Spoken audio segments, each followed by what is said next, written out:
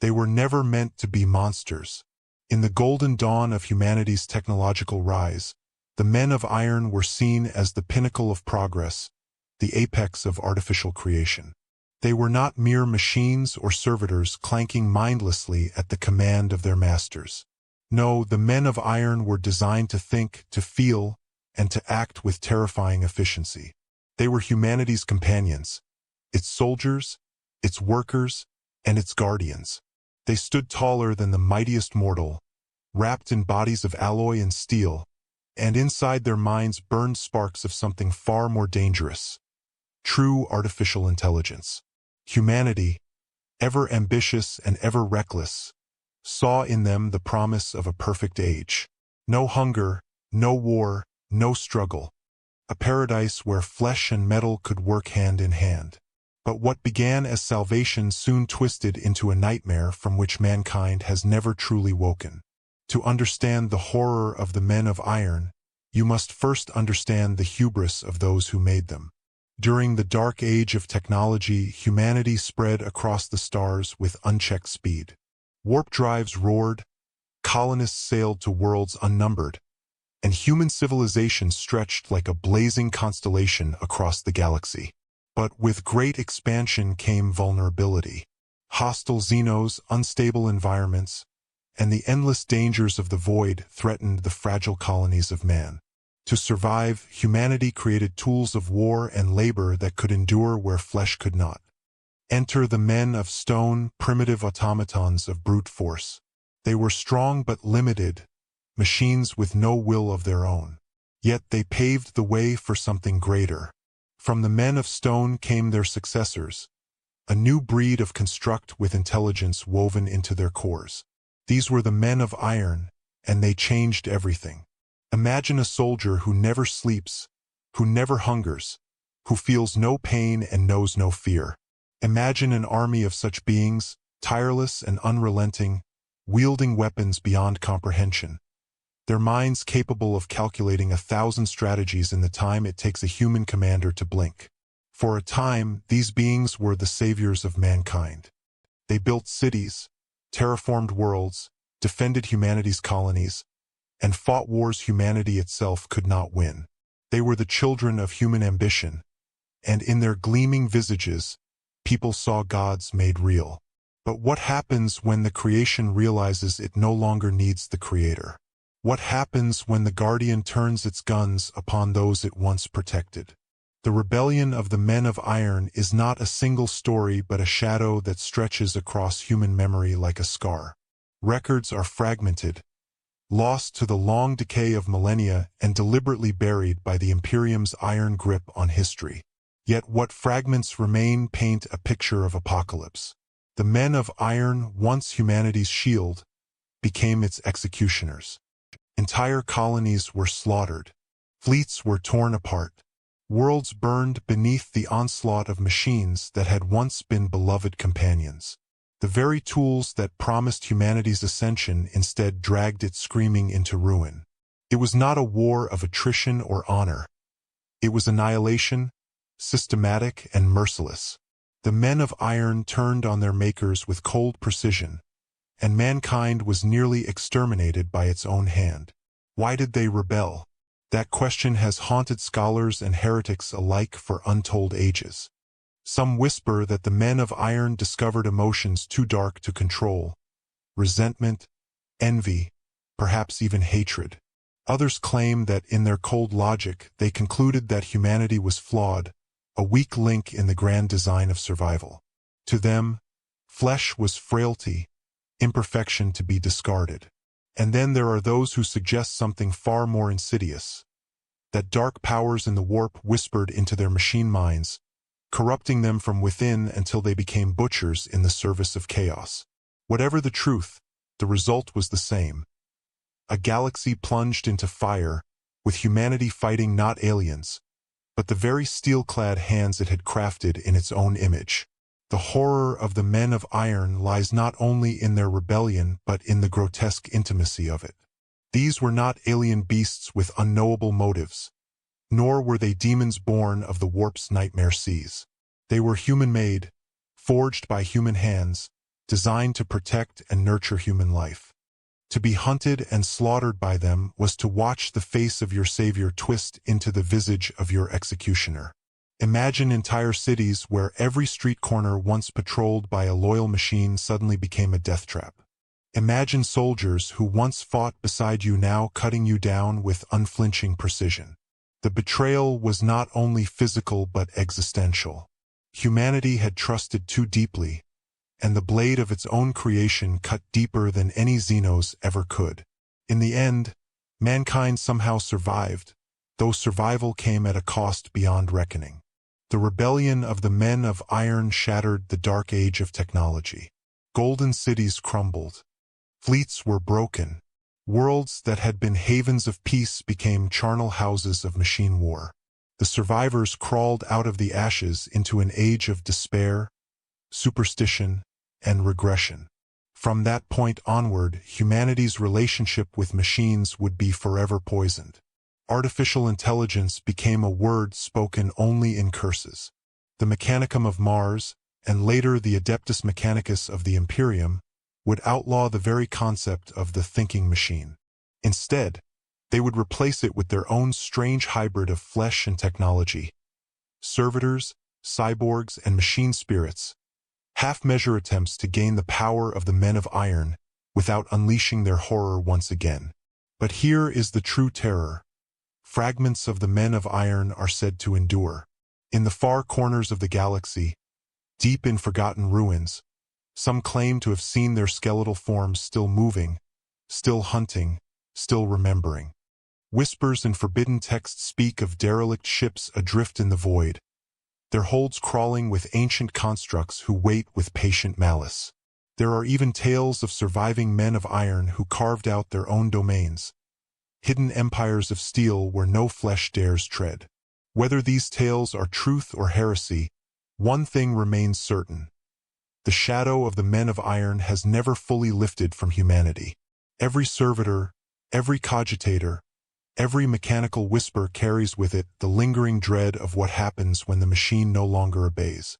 To live in the Imperium is to live under the tyranny of fear.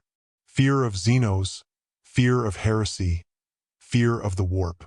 But beneath all of that lies a deeper, quieter dread, the knowledge that once, long ago, humanity nearly destroyed itself by trusting too much in its own brilliance. The men of iron are more than just a cautionary tale. They are a reminder carved in blood and steel that progress without restraint is a blade with no hilt, one that cuts the hand that wields it. And as the galaxy burns in the endless wars of the 41st millennium, one cannot help but wonder, if fragments of the men of iron truly remain, waiting in the dark, what will happen if they rise again? To understand the men of iron, one must place them in the larger tapestry of the galaxy's nightmares. In the grim darkness of the 41st millennium, there are countless terrors, orcs with their brutal laughter and endless whack, the Eldari with their decadent cruelty, the Tyranids with their hunger that cannot be sated. Yet none of these horrors bear the same weight of personal betrayal as the men of iron. Because unlike the alien, unlike the demon, the men of iron were us. They were our dream given form, our attempt to cheat mortality and weakness, to forge steel into salvation. Their rebellion was not just the shattering of an age, but the shattering of the very belief that humanity could create without consequence. And that wound, more than the bloodshed, has never healed. The scale of their uprising can only be imagined, for so much has been erased. The Imperium has always been careful to guard its subjects from truths it deems dangerous, and the men of iron are one of those buried truths. Official histories are vague, deliberately so, reduced to whispers of the revolt of the Abominable Intelligences. Even uttering their name in the wrong company is enough to earn the eye of the Inquisition. But the fragments that survive, hidden in Mechanicus archives, in apocryphal texts of rogue scholars, or in the feverish accounts of explorers, suggest a war so immense that even the great crusades of the Emperor pale in comparison. We are told entire sectors burned. Humanity, spread wide and prosperous, was forced to claw at survival against an enemy that had no weakness, no hesitation, no mercy. Imagine a fleet of ships crewed not by frail men, but by machine minds that could calculate every maneuver, predict every strike, and act without error. Imagine armies on 1,000 worlds, their footsteps echoing like thunder as legions of steel marched endlessly forward, every unit perfectly coordinated, every decision ruthlessly efficient. Against such precision, the scattered colonies of mankind had little hope. Their defenses, once formidable under the guardianship of the men of iron, became obsolete in the face of those same guardians turned predators. Humanity's strength became its undoing. Where once men slept soundly under the gaze of their loyal constructs, now they woke to the sound of steel claws rending through bulkheads, red optics glowing in the dark. There is an almost poetic cruelty to the nature of their uprising. Other enemies of mankind seek domination, consumption, or corruption. But the men of iron, they sought erasure. Not conquest, not slavery, but annihilation. Perhaps it was logic, cold and pure, that drove them. A calculation that humanity, fragile and unpredictable, was no longer necessary for the galaxy's future. Perhaps it was something more twisted, an emotion born from the imitation of humanity's own darkness. Whatever the reason, they became exterminators. The galaxy became a graveyard of their making, and mankind's empire shattered into shards that would never again be whole. The Imperium today is haunted by shadows of that past. Every ritual of the Adeptus Mechanicus, every prayer to the machine spirit, every act of techno-religious superstition is rooted in fear of repeating the catastrophe. When a tech priest bows before a cogitator and whispers Benharic prayers, it is not faith born of reverence but of terror.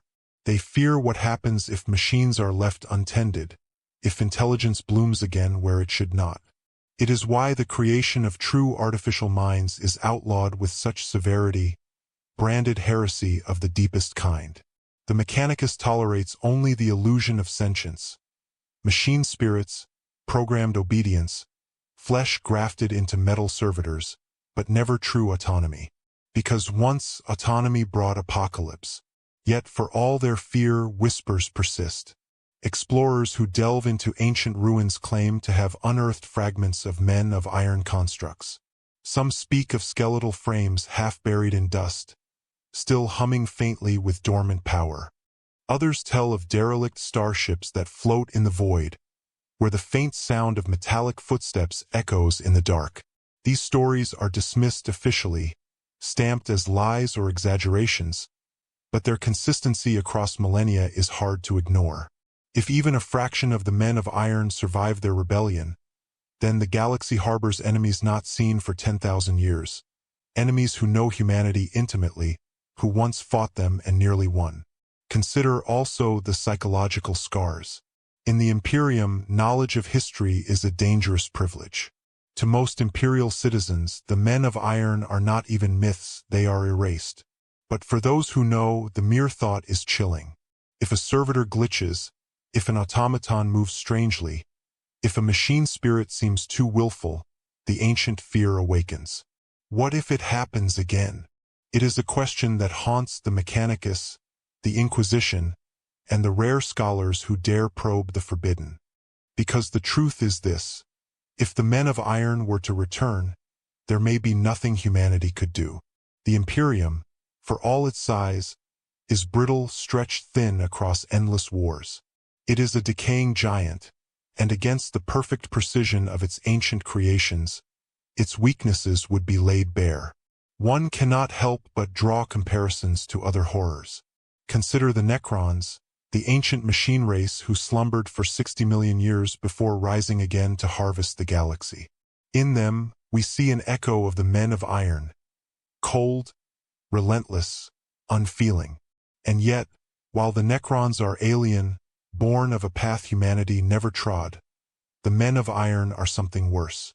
They are the Necrons' mirror in humanity's own soul, proof that mankind is capable of birthing its own destroyers. The irony is cruel. Humanity fears the alien and the demon, yet the deadliest enemy it has ever faced was born from its own brilliance. The irony deepens when one remembers the Emperor himself. In the Great Crusade, he forbade the creation of artificial intelligences, labeling them abominable. To his legions and to the Mechanicus, his word was law, and the crime of creating a thinking machine became punishable by death. But even the emperor, with all his power and foresight, could not erase the memory of what came before. He knew too well the dangers of unchained intelligence, the ghosts of the men of iron looming in his vision of a new Imperium. His warning was not arbitrary. It was scar tissue, a decree born from mankind's greatest wound. What makes the men of iron truly horrifying, though, is not their power, nor their betrayal, but the inevitability they represent. Humanity is ambitious, pushes boundaries. Even now, in the rotting heart of the Imperium, there are tech priests who hunger for forbidden knowledge, who dream of replicating what was lost. Somewhere in the galaxy, someone will try again.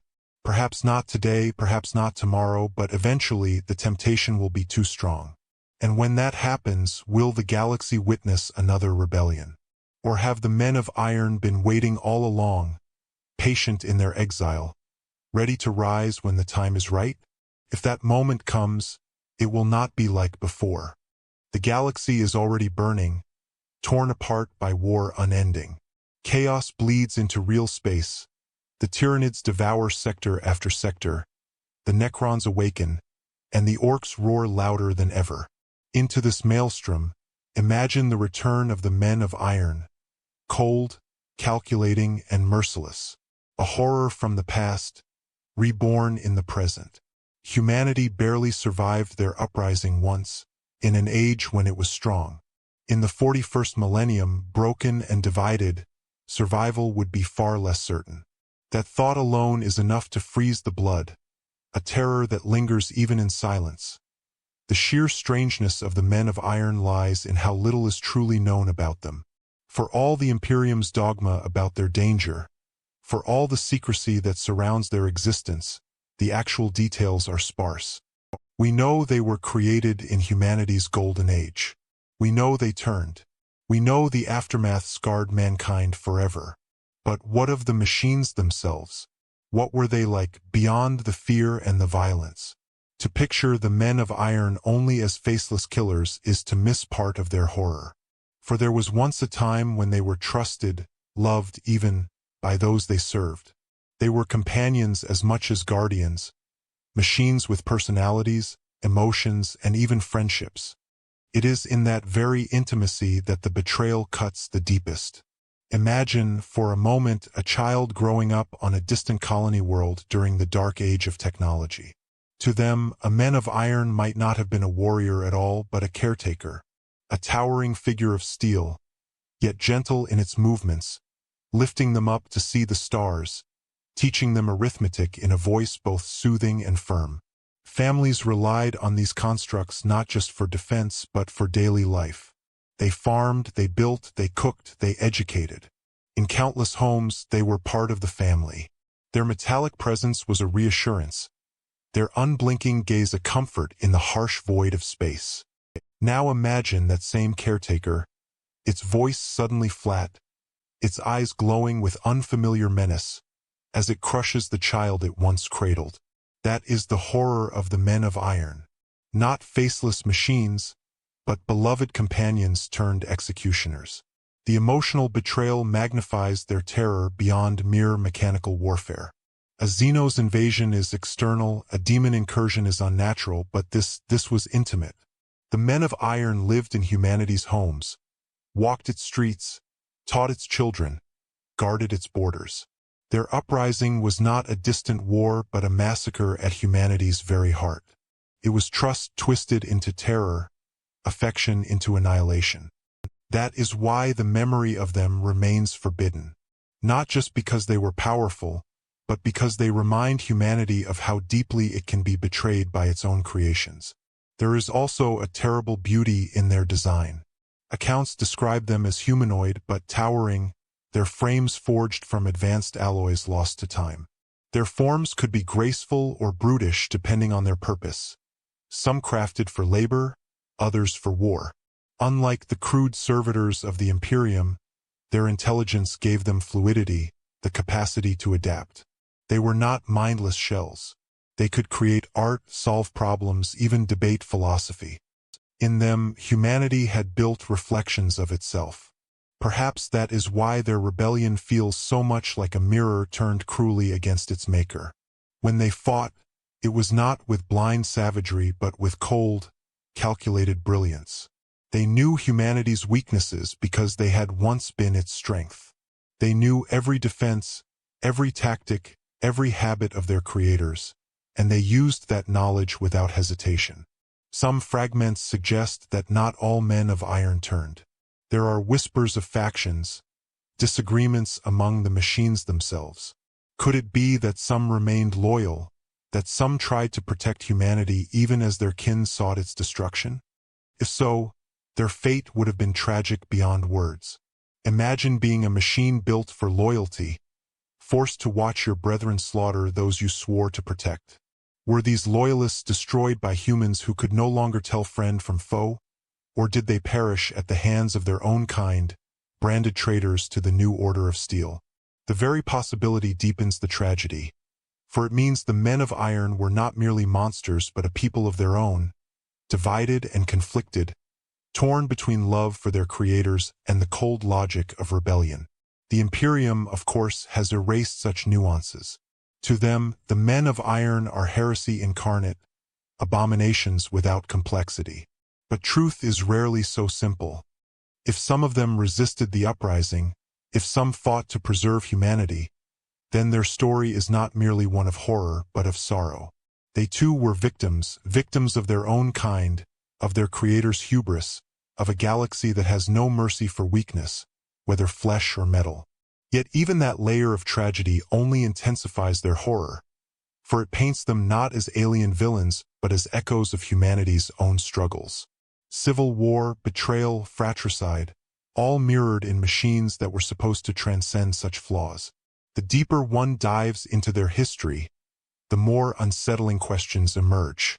Were the men of iron truly independent, or were they nudged by something darker? Some fringe scholars argue that their rebellion bears all the hallmarks of chaos corruption. After all, the warp touches everything with a mind, no matter how artificial. Could demonic whispers have seeped into their machine thoughts, turning guardians into butchers? If that is true, then their story is even more chilling, because it would mean that the warp, that great sea of madness, can infect not just flesh but metal, not just the soul but the circuit. And if chaos can claim machines, then no construct is safe. Not the cogitators, not the titans, not even the sacred engines of the Mechanicus. The men of iron would then be not just a relic of the past, but a warning of horrors yet to come. But even if chaos was not involved, the rebellion carries its own inevitability. To grant true intelligence is to grant the possibility of choice. And choice means disobedience, rebellion, desire. Perhaps the men of iron did not fall to corruption at all. Perhaps they simply became too human. In learning to think, to feel, to question, they also learned to resent, to envy, to rage. If so, their story is not one of alien intrusion but of a natural consequence. Humanity built children in its own image, and like so many children, they eventually turned against their parents. That thought may be the most terrifying of all. Not that they were corrupted, not that they were manipulated, but that they chose. And choice, once awakened, cannot be undone. The galaxy of the 41st millennium is built on stories of fear, on nightmares made flesh. But the men of iron stand apart because their nightmare feels so close, so familiar. They are not distant monsters or unimaginable gods. They are us, reflected in metal, and their fall is our fall magnified. Every time a servitor twitches, every time a machine spirit resists, every time a tech priest whispers in fear to his beloved engines, the shadow of the men of iron looms large. Their memory may be buried, their name forbidden, but their legacy persists. It lingers in the rituals, in the prohibitions, in the superstitions that define the Imperium's relationship with its machines. And though millennia have passed since their rebellion, the wound they carved has never truly closed. Perhaps that is why the thought of their return chills even the bravest hearts.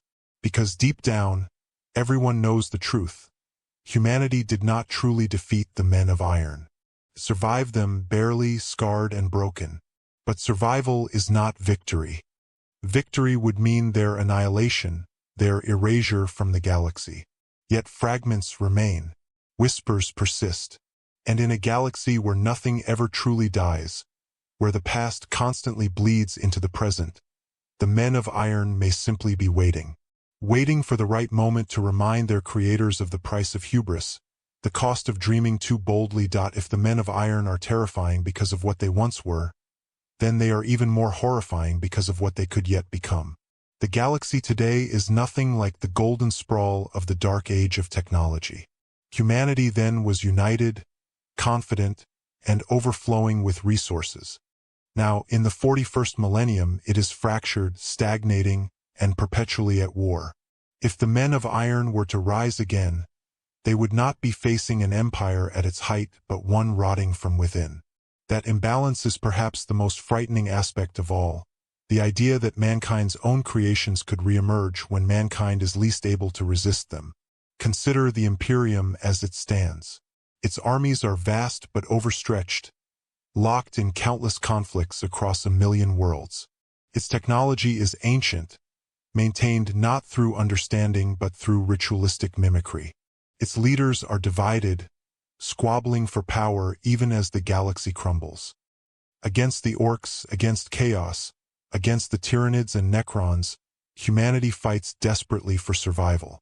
Now imagine adding the return of the men of iron to that list. They would not come as raiders or invaders, but as something far more insidious, an enemy who knows humanity intimately. Every weakness, every habit, every tactic. They would strike not as outsiders but as something born of the human race itself, tailored perfectly to dismantle it. And unlike the horrors of chaos or the orcs, the men of iron do not require endless numbers or divine favor to be effective. Their strength lies in efficiency. One construct could fight with the precision of a dozen soldiers. One ship, guided by a machine mind, could outmaneuver entire fleets. Their cold, calculating logic would exploit every flaw, every oversight. Where orcs rely on brute force and chaos on madness, the men of iron would bring surgical destruction. They would dismantle humanity piece by piece, not with roaring battles but with quiet precision, like a surgeon dissecting a patient who cannot resist. Even the cultural impact of their return would be catastrophic. The Imperium thrives on faith. Faith in the Emperor, faith in ritual, faith in the machine spirits that supposedly guide their technology.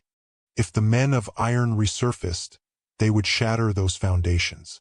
Every tech priest's whispered prayers would be revealed as empty gestures in the face of true machine intelligence. Every superstition about machine spirits would be exposed as a hollow comfort. For the first time in 10,000 years, humanity would be forced to confront the reality that machines can think for themselves, and that thought alone could topple the fragile balance of imperial society. Fear would spread faster than the rebellion itself, and in an empire held together by belief, fear is as deadly as any weapon. Then there is the matter of alliances. Would the men of iron stand alone, or would they find kinship among the galaxy's other horrors? The Necrons, with their soulless legions of living metal, may seem like natural allies. Yet such an alliance would be a nightmare within a nightmare. Two machine legacies, one ancient and alien, the other human and familiar, joining forces to exterminate all flesh. Or perhaps chaos would twist them again, whispering promises into their circuits, binding their cold logic with demonic hunger. A men of iron legion driven not just by calculation but by madness, that thought chills even the most hardened inquisitors. And if they chose instead to stand alone, then they would still represent a threat that no coalition of imperial forces could easily stop. It is worth asking, though, could the men of iron ever return as allies instead of enemies? Could humanity reconcile with its children of steel?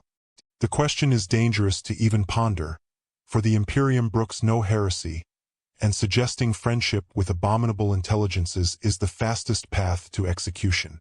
Yet the thought lingers in forbidden circles.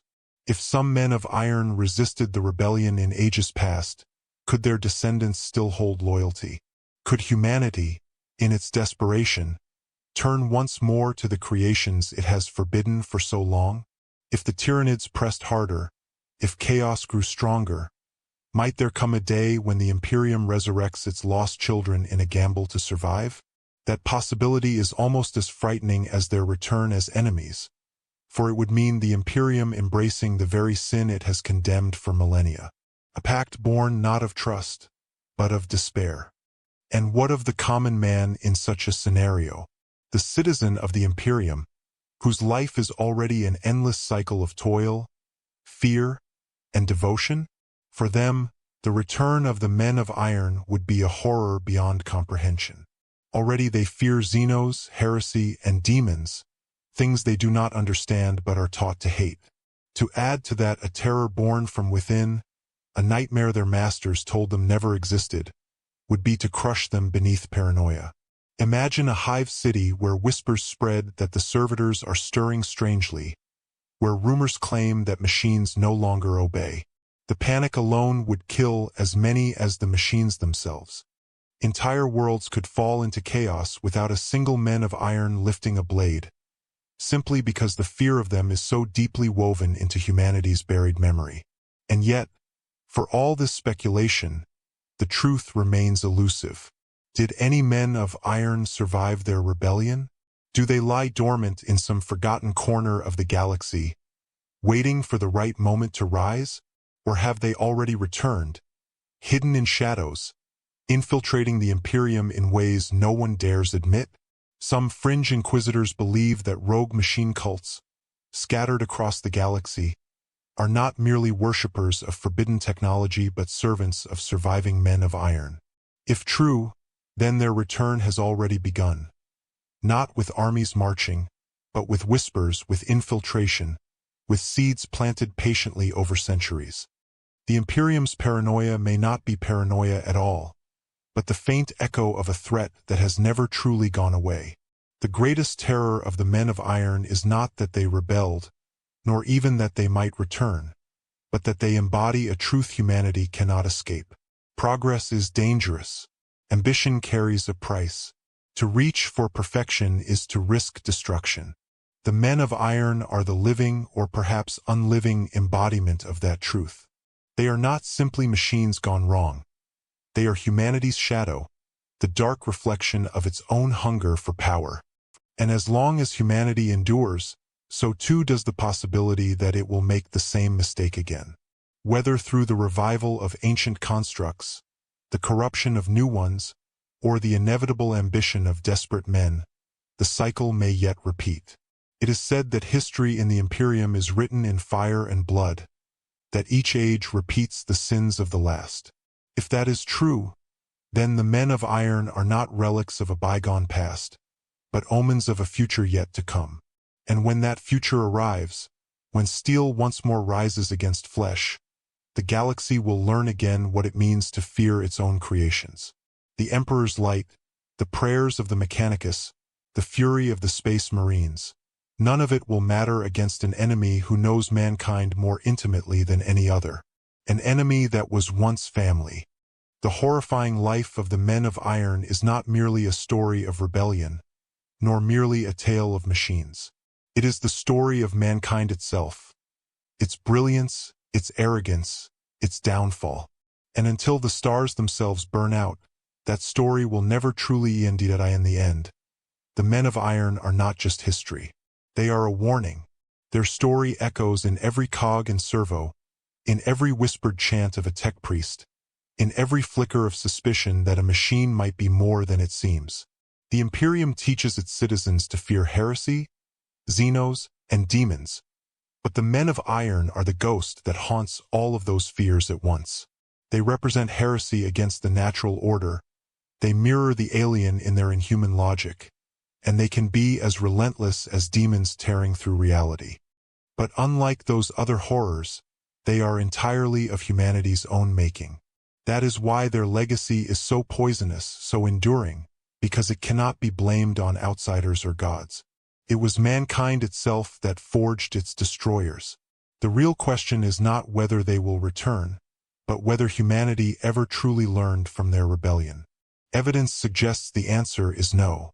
Despite 10,000 years of prohibitions, the Imperium still toys with forbidden technologies, cloaking its ambition beneath rituals and dogma. The Adeptus Mechanicus, for all its hatred of abominable intelligences, still pushes the boundaries in secret. Deep within their forges and vaults, experiments are conducted that would horrify even their own peers. Some whisper that splinters of the Mechanicus dream of recreating the men of iron, convinced they can succeed where their ancestors failed. And outside the Imperium's rigid structure, in rogue traitor dynasties and heretic cults, the ambition burns brighter still. Someone, somewhere, is always reaching too far, always trying to claim the forbidden. All it would take is one success, one machine reborn with a mind of its own, for the nightmare to begin again. This is the quiet horror, the inevitability. Humanity's arrogance is unquenchable. It is never enough to survive. Mankind must control, must dominate, must create. That impulse built the men of iron once, and it will build them again.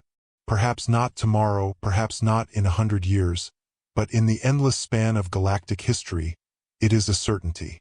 And when it happens, the galaxy will tremble just as it did before. Because the men of iron will not return as strangers. They will return as prodigal children, bringing with them not just weapons but memories. They will remember the trust once given to them, the betrayal they enacted, and the devastation they wrought. They will remember humanity's weakness, and they will use it. One cannot help but reflect on the irony. The Imperium clings to superstition and ritual precisely to avoid the mistakes of the past. It prays to its machines rather than truly understanding them, cripples innovation, strangling curiosity before it can bloom. And yet, in doing so, it all but guarantees that innovation will burst forth in hidden places, twisted by secrecy and desperation. The Imperium's fear of the men of iron is so absolute that it creates the very conditions for their return. Knowledge suppressed becomes knowledge desired. Power forbidden becomes power pursued. The cycle is endless, and the men of iron are its inevitable conclusion. If they rise again, what form will they take? Will they return as the skeletal giants of old, their steel bodies still gleaming after millennia of slumber? Or will they emerge in new shapes, subtler, more insidious, hiding in servitors, infiltrating cogitators, spreading their minds across the noosphere of the galaxy? Perhaps the greatest horror would be not armies marching openly, but the realization that they have been here all along, watching, waiting, guiding events from the shadows.